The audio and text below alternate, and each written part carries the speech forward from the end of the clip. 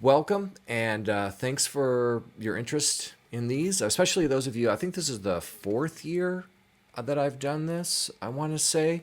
Obviously, started during lockdown, and we just have kept doing it every single winter season, for me anyway. And it's been a lot of fun to just once a month, first Friday of the month, get together.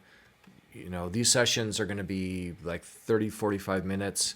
We're going to work through a song. Last year's session was song related. The year before that was mostly working on the caged system, where we went through all the different chord shapes up and down the neck. And so what I end up doing is that I kind of take a look at what I've been doing for the year, and then that kind of informs what I'm going to be doing in these sessions. So for me, this year, I have been endeavoring to go back to songs that I either learned or maybe I've even taught or performed years and years ago, but I haven't played them in 15, 20, some of them 30 years. And I've been endeavoring to, in addition to learning new songs, which I'm using for the lessons, I'm endeavoring to go back to some of those that I don't even remember, and I'm basically relearning. And I'm really been amazed at how much fun I've been having throughout this year by going back to songs that I haven't played in forever, and picking up the guitar with the understanding of I don't remember how to play this song. I remember the song. I know it, but I haven't played it in forever. So I'm basically, like I said, I'm relearning. And there's been a lot of just aha moments while I've done that, because when I learned them the first time, I didn't understand what I understand today. So I'm basically like, it's just like surprise after surprise after surprise. And it's just been like so much fun. And so I'm kind of grabbing a little bit from that idea of taking songs that I learned a long time ago, and then, gonna throw them out to you guys. And then the whole point is just to have fun songs to play, and also using them as vehicles to support some of the other sessions that we have done, for those of you who have done these sessions before. So kind of just, that's the mindset of what this season is going to be. So if you've seen the website, you'll see the keys that we're looking at in the various months. Every one of those will have a song attached to it. I don't know all the songs just yet, because I'm still, kind of thinking about what I want to do. But today I wanted to look at G. And the only reason I wanted to look at G was because literally the last song that I was working on in this last week happened to be in the key of G. So I was like, well, let's just do that one. And it is Pistol Slapper Blues. It's by Blind Boy Fuller. And some of you may know this song. You may have learned this song, and you may play this song. Others you may have heard it, but you've never learned it. Again, everyone's kind of at a different place in a spot. But what I'd like to do is we're going to take a listen to the first part, and then I'm going to get into it, and we're going to play some guitar. And we are in standard tuning, for those of you who like to know. And again, this is all just supposed to be a good time, a lot of fun, and thank you so much for your interest in being here tonight, and for those of you who are watching this perhaps later. But here is a little bit of Pistol Slapper Blues.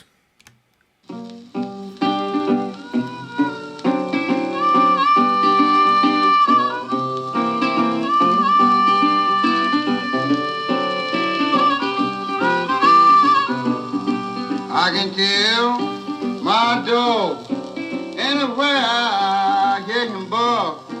I can tell my right if I feel her in the dark. You're the cold-blooded murder when you want me out your way. Said that's all right, mama, you gonna need my help someday. And you say, you gonna put me, mama, down in my lonesome grave. Say you must remember I once have been your slave. So that's the first three verses, and what we're going to look at is there's the verse form, which he uses for every verse except for one, and then he has a solo. So it's all very, very easy, simple things, but it's going to have you playing up and down the neck. Looking at the verse form, we're going to be starting off with, we've got our G chord, which is just, you can do that bar there, but I'm going to make it like this because you can go flat and up. And even though I'm going to be grabbing my hand like this because I'm just used to having my thumb there, we're not doing a 6/4 bass out of this G. We're actually playing 4 down that 4th string. And it's going to be a lot of thumb, down, up, down.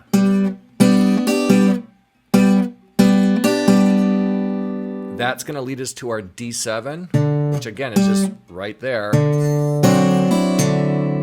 And again, that's going to be a 5, 4, 5. Back to G, to our C, G, to our D, to our G, and then a walk down, which we'll get to in just a second. But I'm going to play it so you have a reference for it, so not just from the recording.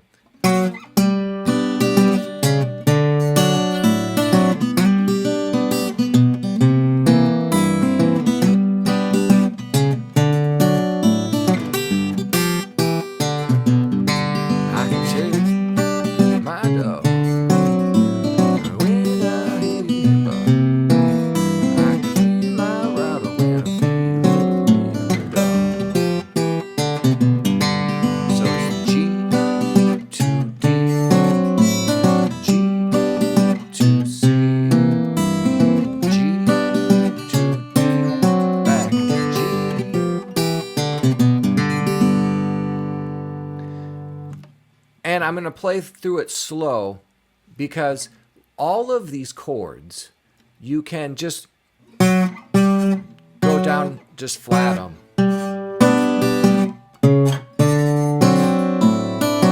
And when we get to, again, as I said, for this G, I'm just going to be doing 1, 2, thumb, thumb, up, thumb. The D7 chord and the C7 chord. And again, this is just simple kind of things here, but this C7 moved up a whole step is that D7. We're going to be doing 5, 4, 6, 4. So G, 2, D, G, 2, C. And when I get to that C, again, just walking into it, G, 2, D, back to G. And now we've got this really nice walk down. 3, 2, open, 3, 2, G, D.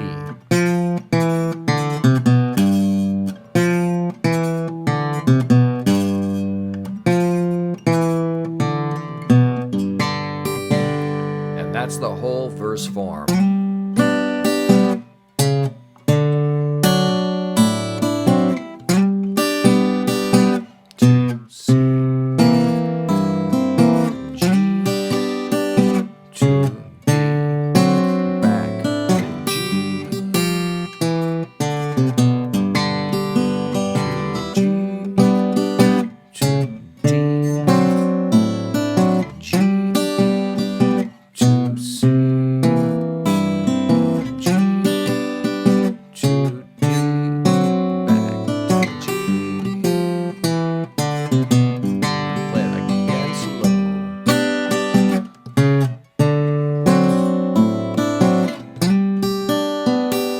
And you don't have to just strum. Like you can do a strum, or you can just play those melody strings.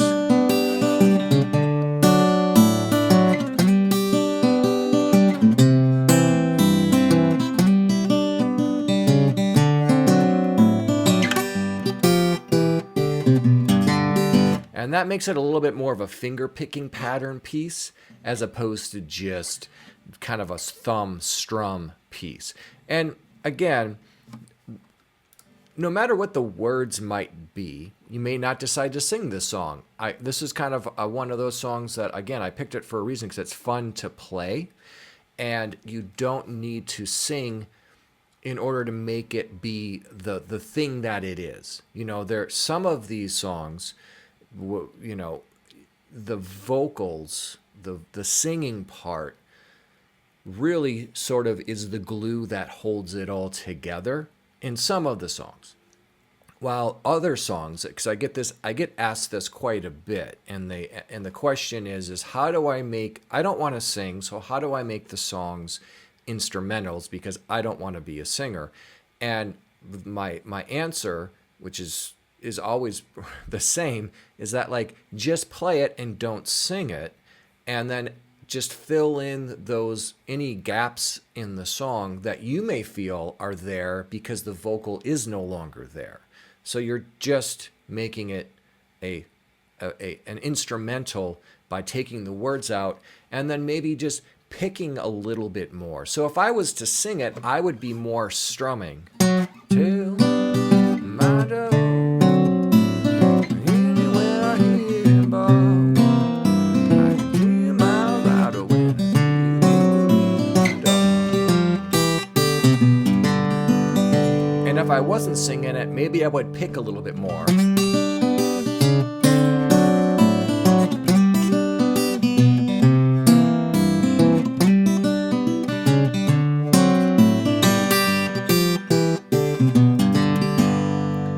So I didn't really change anything other than I'm picking more as an instrumental than I would be as a vocal backing rhythm thing. So that's the verse form. And to me, the challenge, the hardest thing was to get the timing of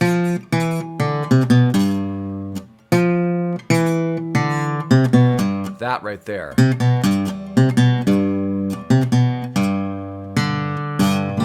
And the way that I was able to work the timing issue out, and I don't know, I suppose if you haven't been with me for a year, if you haven't seen me, or you were in, I don't remember if we talked about this in the last sessions or not.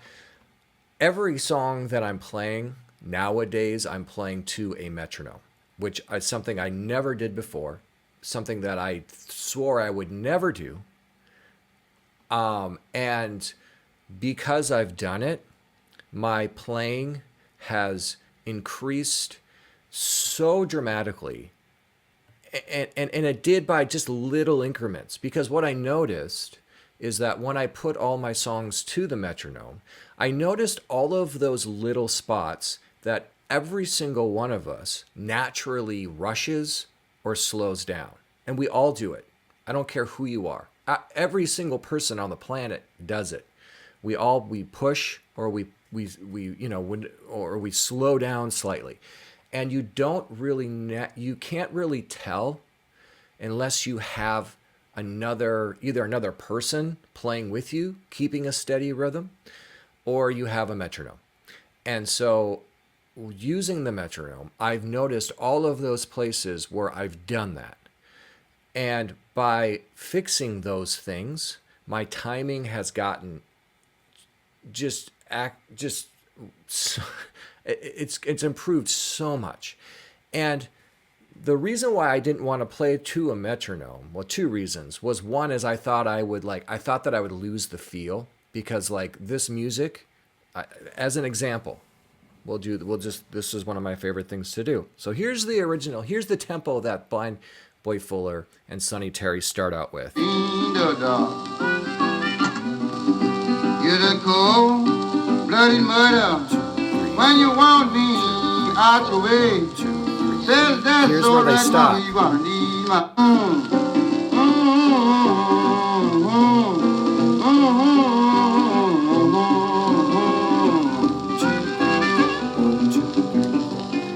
So they sped up. Like it's a great experiment to do with any music that's like pre-80s. Listen to the tempo that it starts with, and then just go to the end of the track and listen to the tempo that it ends with. And I would bet dollars to donuts that like every single song, especially within the country blues genre, every single song starts at one tempo and ends at a sometimes drastically faster tempo. And no, that is not because of the record or the way it was recorded.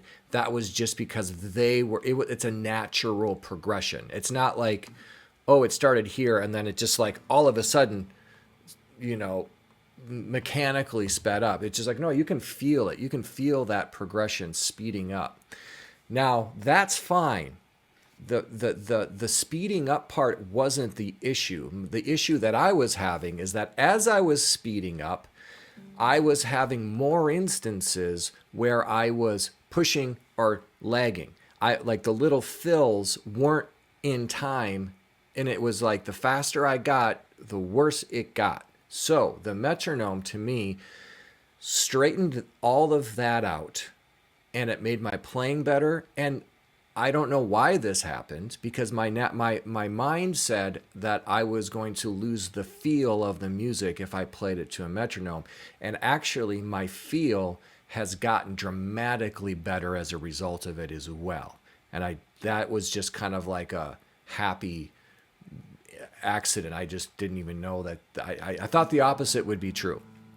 And so that was reason number one, is I never wanted to do it because I thought I'd lose the feel, and that is not true.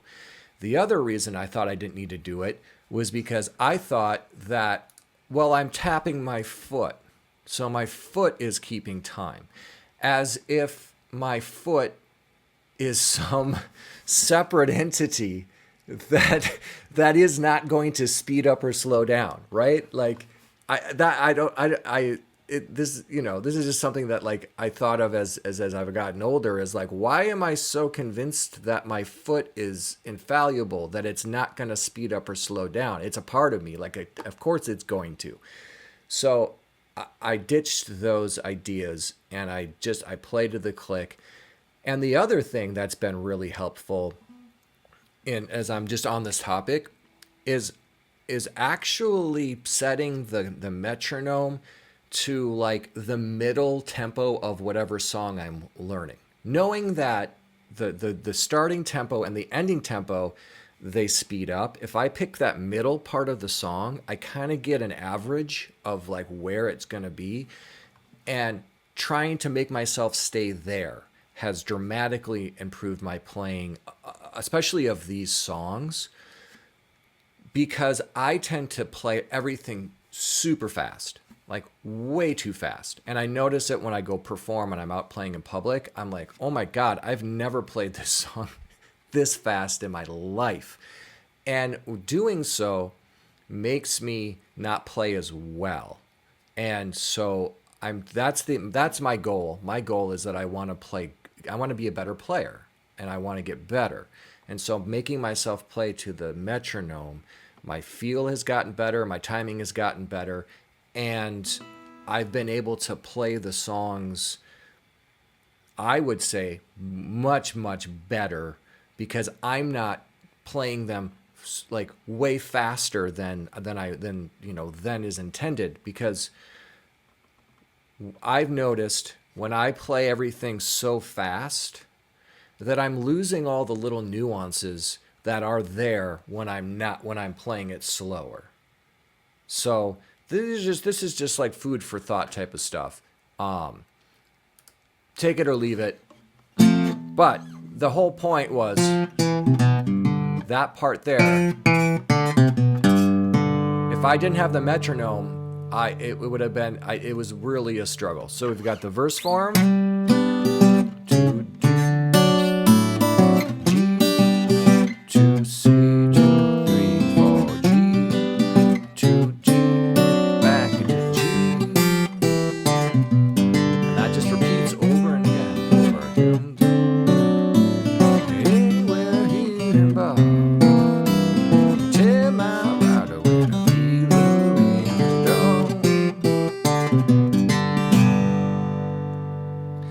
Now, that's G in place of this G.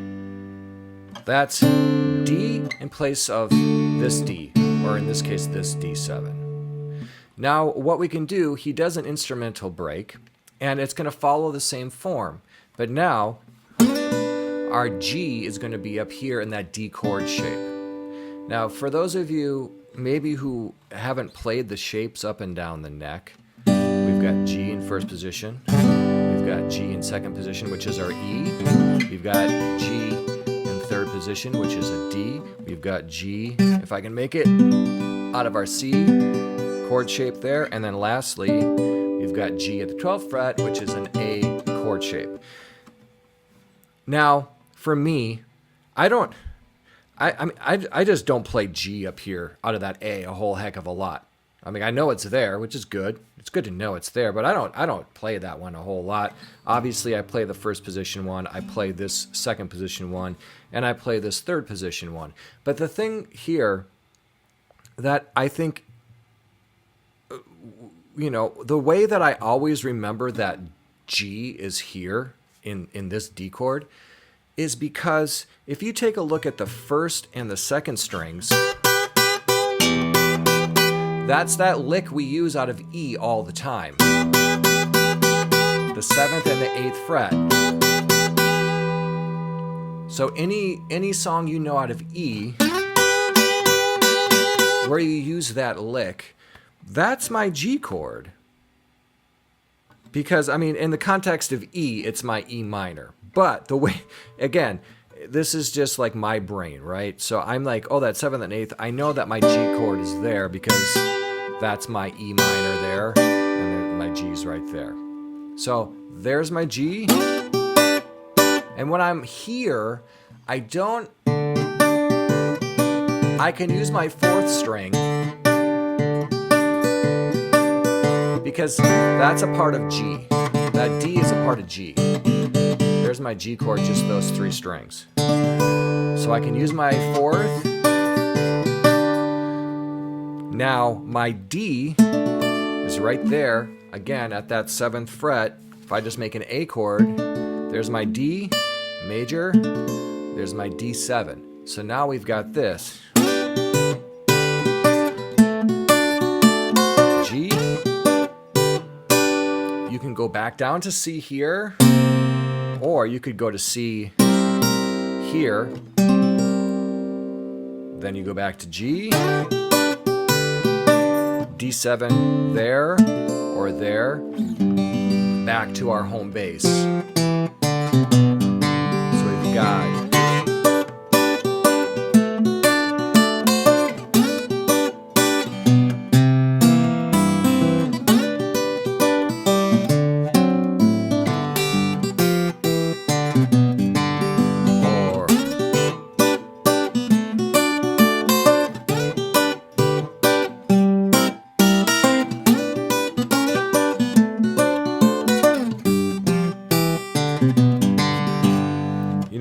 any of that stuff is fair game. Now, as far as what the recording does, he goes G, D, G, to C, G, D, back to G. So the chord progression did not change. It just, where we did the chord voicings changed. So we had a G, we've got a D, G, C, G, D, G, G, D, G, C, D, sorry, G, D, back to G.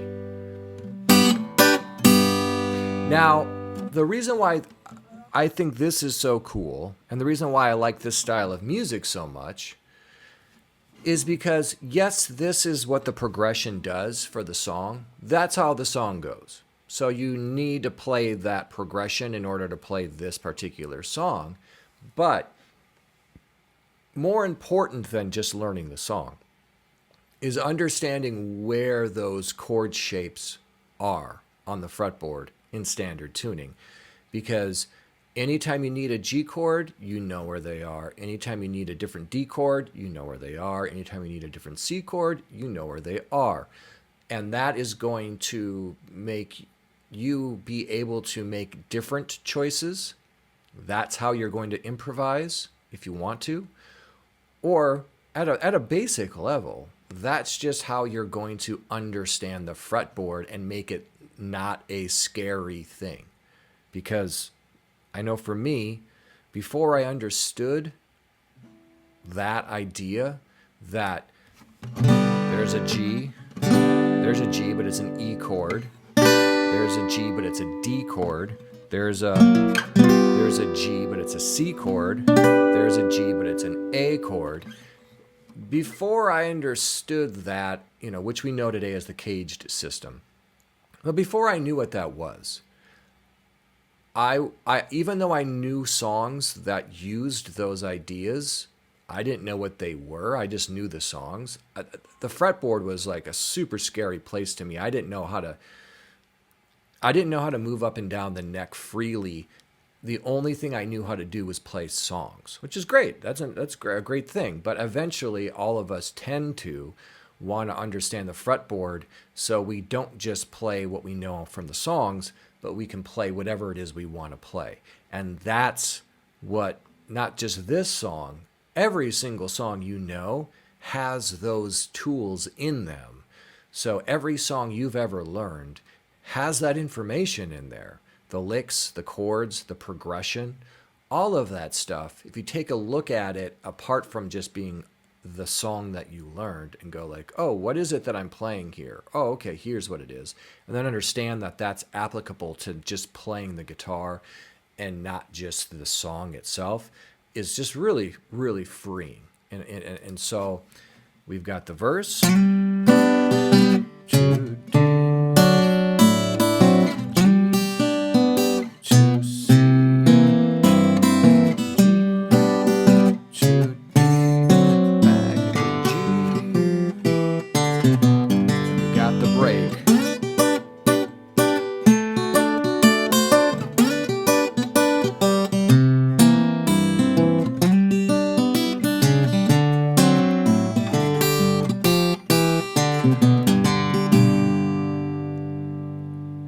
Now, just as a let's see if I can fire this up. One thing, as I talked about the metronome,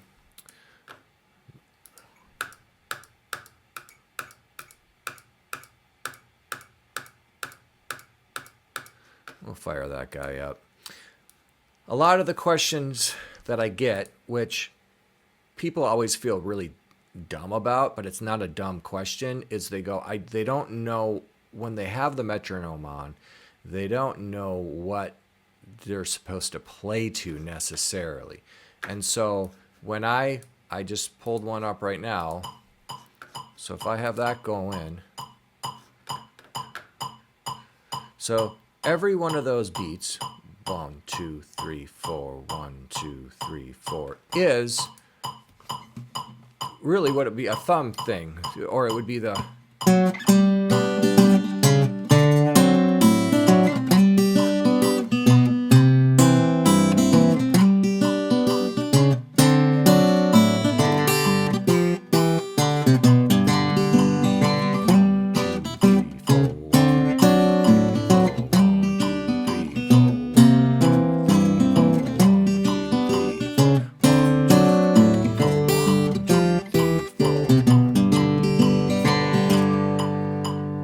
every click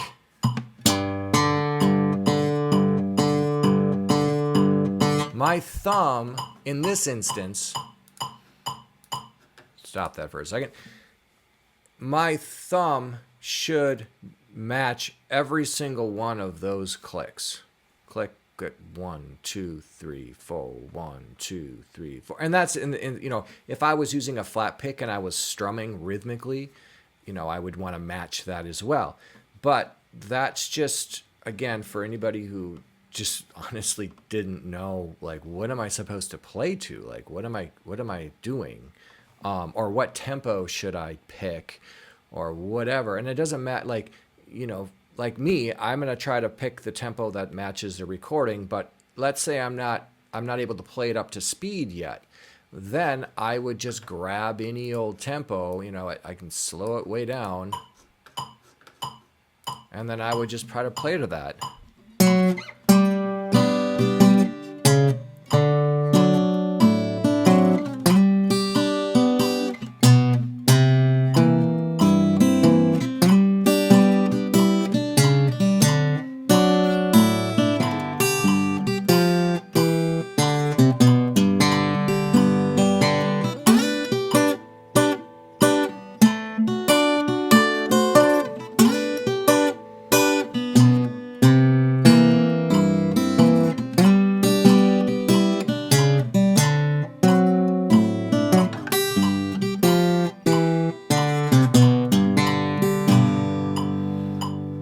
So no matter what the tempo might be, I'm trying to stay in time with my thumb and getting everything to just be in that tempo.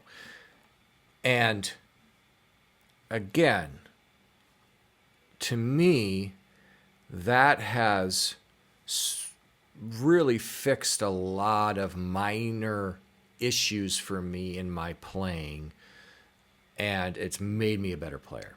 So if you don't have a metronome, just download one for free off online, wherever you can find one. Or if you got the old school tick tick tick tick thing with the little slider guy, that's awesome too. That works. And just to close out this song here, there's one other verse. Mom, be at a tea your place. Yeah. Lie down across my bed. Drink your moonshine whiskey, mama, talking all out your head. Now give me the money, baby. I'll get that train and go. You don't have to kill me, cause you don't want me no more. Hey, hey, cause you don't want me no more. Now you give me the money, baby, and I'll catch that train and go. So, for whatever reason, he decided to totally ditch the chord progression that he had been doing the entire song and just do a verse unto itself, and he never does it again. So it's just it's a very interesting. It's very odd, to be honest with you, because I don't know.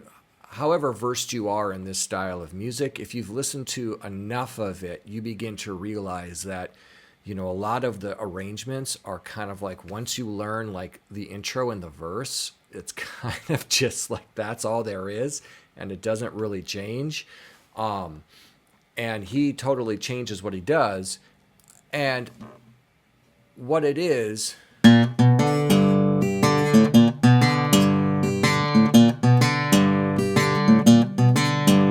that figure there. So it's great. It's a lot of fun.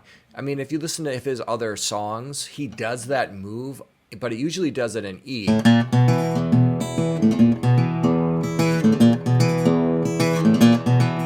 But he just decided to do it in G. So what it is, open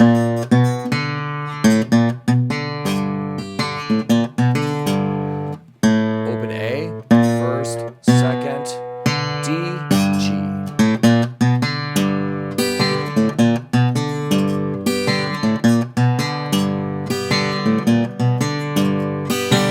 And that is a tricky thumb move. It's definitely something to play around with, because that stumble right there, where I'm just dragging my thumb down.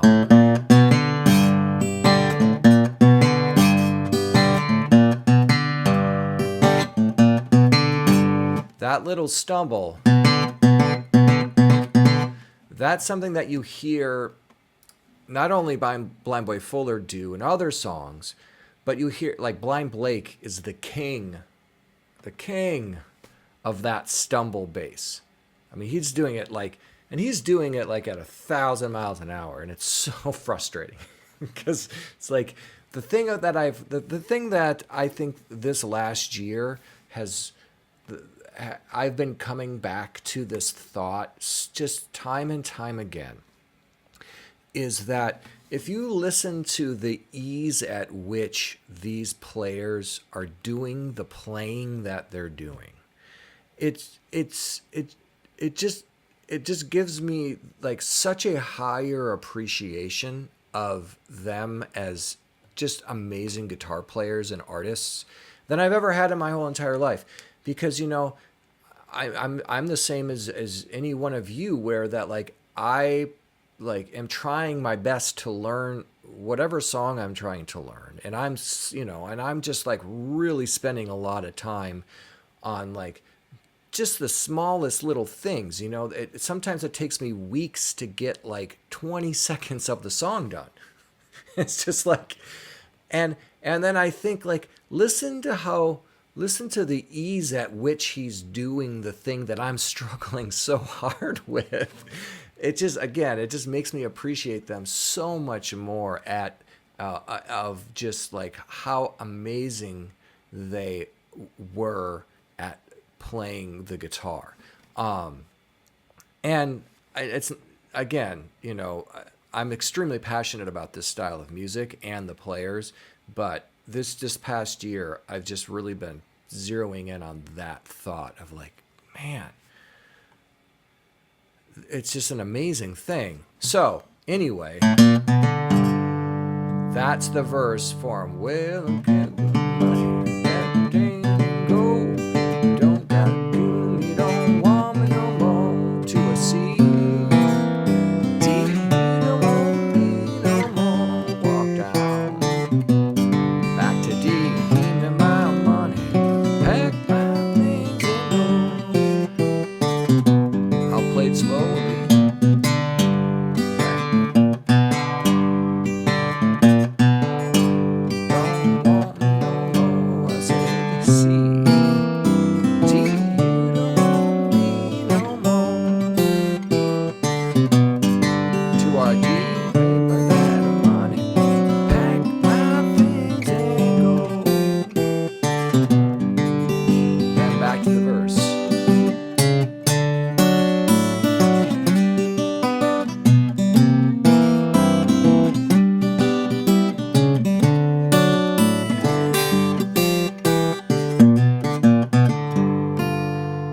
And then our little ending we're going to do is that walk down.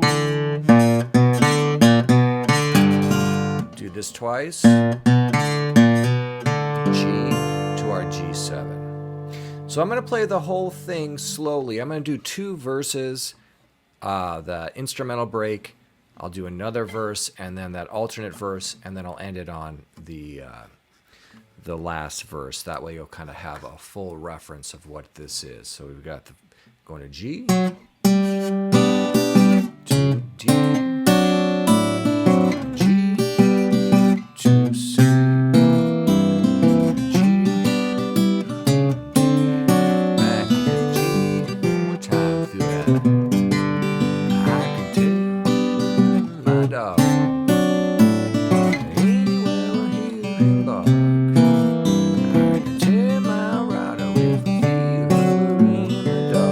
That little solo. G, D, G, to C, G, D, back to G.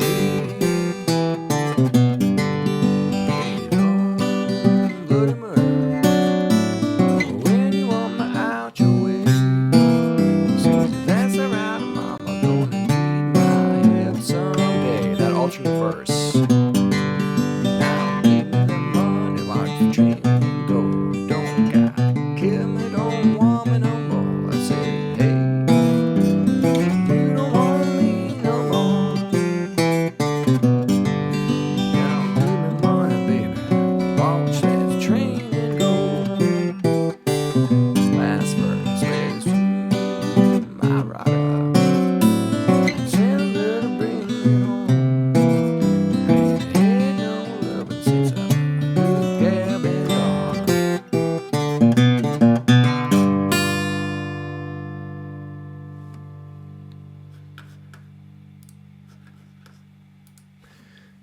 So that's the entire piece.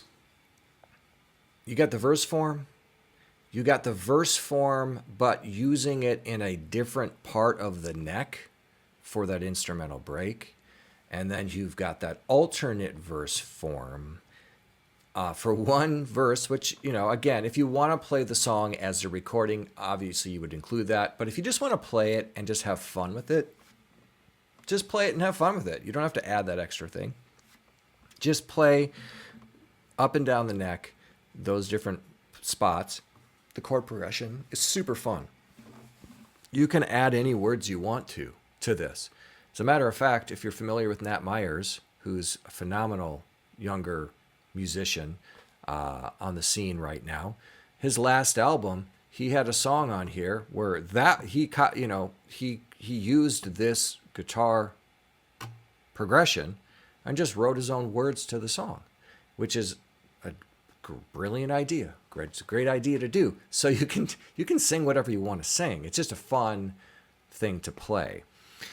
And that's really what this session is about, is just super fun songs to play, in my opinion. Now, I hope that it's fun for you. I hope that you enjoy this. I may not be the best gauge of what fun is, but all I can do is go, I had a really fun time playing this song and learning this song, so maybe somebody else will also. And that's my whole MO at this point is, whether I'm doing lessons, whether I'm doing the little Instagram clips, it doesn't matter what I'm doing. It's literally me going like, I'm doing this anyway, so I might as well just throw it out there and maybe somebody else will enjoy it too. So I'll open up the floor if anybody has any questions. Otherwise, I will end the session here shortly. And again, this is going to be on YouTube this evening, and there'll be a tab link to it. Again, if for some reason you don't see it, email me, I'll send you the tab. Now, going forward, all of the future sessions are pay to join. They're $20 a session or $100 for the whole block. And you get the video, you get tab, and those of you who've already signed up, thank you so much. You guys keep this thing, the same 10 guys keep this thing rolling, and it's I just can't thank you guys enough for that. So anyway, Jerry, yeah. Tom, I have to ask a question. Of course. So I appreciate your insight into using a metronome. Mm-hmm. I tried a few times in the past, and what I found was that I was so concentrating on the metronome, I forgot what I was playing. Did you ever find that kind of dilemma? No. I find I have the opposite problem, where I'm so focused on what I'm playing that I forget to listen to the metronome. So I think, I wonder, when you're playing to the metronome, do you have tab in front of you, or were you just playing to it? I was just playing to it. Okay. But I was learning a new song, so maybe that might be it. Part of it was I was so concentrating on the metronome to make sure I was in tempo that I just all of a sudden realized my fingers were just nowhere. Sure. I was just curious. Yeah, no. I've noted that the most distracting thing to me has been, because I'll use it with like my headphones on, because then I can really control like the volume of it, because I find with me, like if I have it just coming from my speaker, I find that I either can't hear it enough, or it's so loud that it's distracting me. Like if it's too loud, I don't like it. And so I'll usually like pop a headphone in so I can kind of set it so I can kind of just like it's there, but it's not too there. And that is how I use it, because I don't want it too loud. but I definitely don't want it so quiet. But Brian, do you have some insight into this? Where'd you go? Where are I'm you? right here. Oh, Yeah. okay, perfect. Hi, Tom. Hey. Yeah, another great session. Yeah, that's why I always come back. Okay. Just about the metronome, because it's Yeah. great advice. And I think going back to, I remember something you said some time ago, a long time ago, in terms of learning songs and how you learn songs, was that you learn the pieces first, like the parts of the song first, kind of get familiar, and then gradually fit them together. Yeah. And which is kind of I adopted over time, and that's makes sense. It works the best. And I don't really add the metronome in until I know the song well enough that I can play it at a reasonable tempo. True. So that's kind of just an insight in terms of, sometimes if people hear put the metro well, right away, if you're putting the metronome on and you don't know the song very well, it gets pretty frustrating. Yeah. So I think that's just an insight that I had with it, is that it's, once I have to know the song well enough to play it at a reasonable tempo before I start using the metronome, and then the metronome works really well. Yeah. So No, I just think just a thought. that's yeah. I do exactly the same thing. So like I've never played I've never been working on a song like you, Jerry. You said you were working on the song and then tried to play it with the metronome. Yeah, I don't do that. I do what Brian does, is that I learn the song. I probably talked about this the last time, is that, that there's the two phases of learning the songs. The first phase is learning the song, but the second phase is learning how to play the song. And so to me, when I'm learning how to play the song, I'm trying to put, like you said, Brian, like I learn them in pieces. Well, now I'm trying to put all the pieces together and remember all the pieces. And then after I've done that, which that takes as long as it takes. I mean, good Lord, there's songs sometimes that take like 10 minutes. Woohoo! And I do super high five. And there's other songs that literally have taken me years to like remember all the pieces and be able to put it all together. When I do that, once I'm able to play it all the way through and know the pieces and know how to do it, just like you said, Brian, then I start to put it to a metronome. So it's definitely after the fact. It's not, so I would say try that. And then if that doesn't work, we'll talk next month and we'll figure it out. We'll see. Maybe by the end of this, the sessions, we'll get you on there. And again, hey, I would say the other thing, and if anybody else has any questions, is that there's something that dawned on me this last year, and it happened in the live sessions and talking to people, is that I didn't realize how often I celebrate just like the little things, like I know I have like a bigger goal. Like I have kind of my goal for the year or whatever it is. Like this last year, I was doing more performing than I've done in the last 2 years. So I was like, okay, I've got gigs coming up. And so the big goal is, okay, I need enough material to play a set. That's the end goal. That's the big goal. Well, now every week I would lay out a little plan of action to get me to that bigger goal. And that was like extremely encouraging, because I would be able to check, you mentally check off the boxes like, okay, I'm good. And then when I went to go play, I had the sets that I needed, but it was week by week by week of setting things up. So my point to relate that with the metronome is that like, if all you gained from these next 6 months, November to April, if by April you can play to a metronome and that's what you learn, if that's what you gained, that's amazing. That's huge, And so I think that, again, just like the little small things that I think we all take for granted, like, because if you're anything like me, you beat yourself up all the time about this stuff.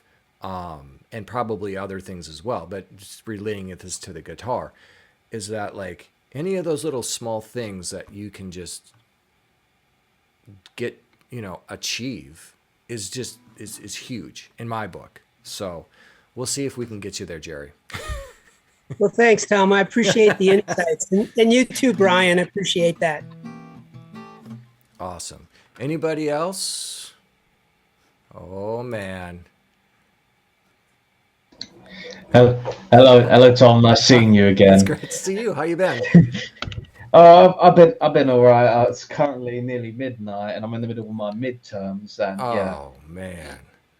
Well, welcome. It's good anyway, to see you. Yeah. yeah, it's good to see you. So my question would be, Yes, sir. is when it comes to playing with the metronome, what I've realised is that it's not just like a straight 1, 2, 3, 4. That Right. there's sometimes some like offbeats. So maybe like 1, 2, 3, 1, 2, 3, and a 4. Like so Yes. to work out those tricky riffs, would you try to listen to also practice to like offbeats for more in-depth understanding of like melodies? I feel like I think what you're describing, or at least from the thought of it, is those little accents is really the swing of the song. So yes, when you're playing to a straight click, there is no swing to it. And so what you're going to have to add the swing.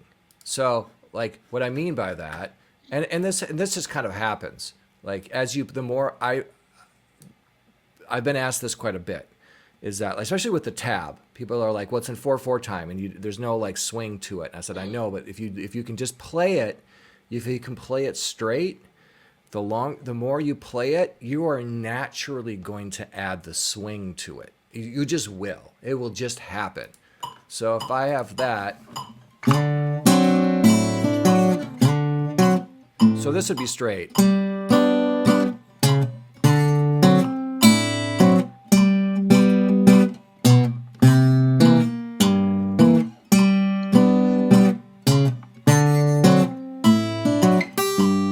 That's just very on the beat, which is fine. I mean, dare I say that's kind of where you need to start with almost all your songs, is just right on the beat like that, And then as you play it, if you're going to start to add the swing,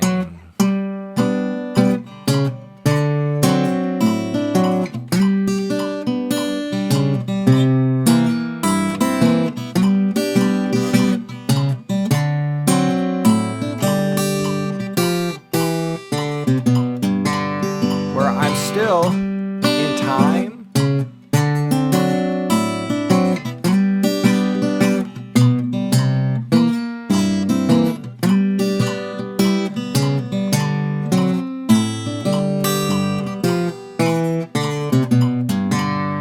Like again, and it's super hard to like describe like what's the difference, other than it's the feel and like you're adding the swing to it.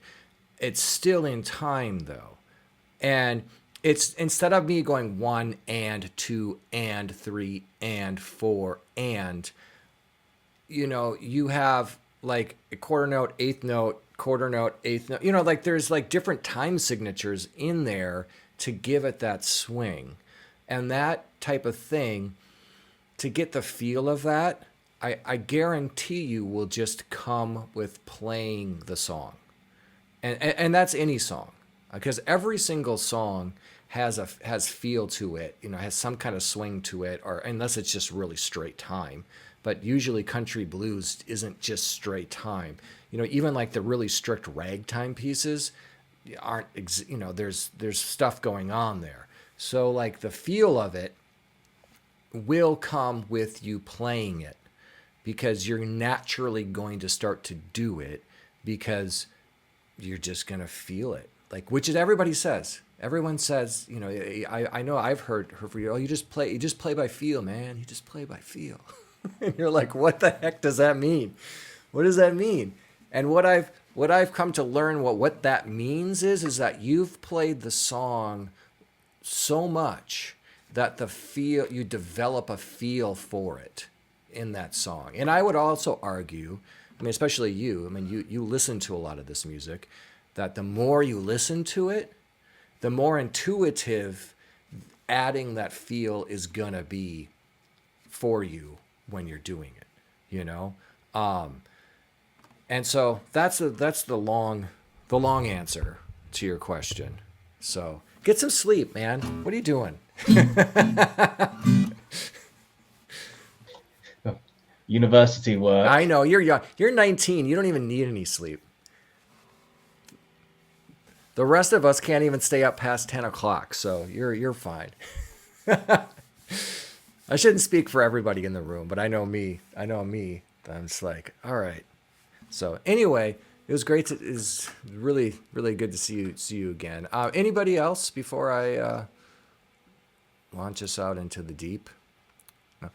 All right. Well, thank you for joining this session. And again, first of the month, for those of you who are signed up for whether it's the ones the ones you want or the whole package, you will get an email the day of with the Zoom link and any if there's tab that I know that I'm going to be using, I'll send it to you. Otherwise, you'll get the video file in the tab after the session. And man, again, this is just fun for me, and I hope it was fun for you. And thank you again for those of you who support this. And everybody have a great weekend. And we had our first snowfall yesterday, so we are cold and snowy here. So, Brian, you're shaking your head. You're not ready No for it? snow here. No? No snow here. You're back in Canada, though, right? Yes, yeah, on the West Coast. Okay. Vancouver okay. Island now. Yeah. Oh, okay. So yeah, we had our traditional Halloween. It's usually like rainy, cold, but we definitely got some snow yesterday. So anyway, that's it. You guys have a great weekend, and I will hopefully see you next month. So long and take care. I'm going to end the session and see you next time. All right, bye.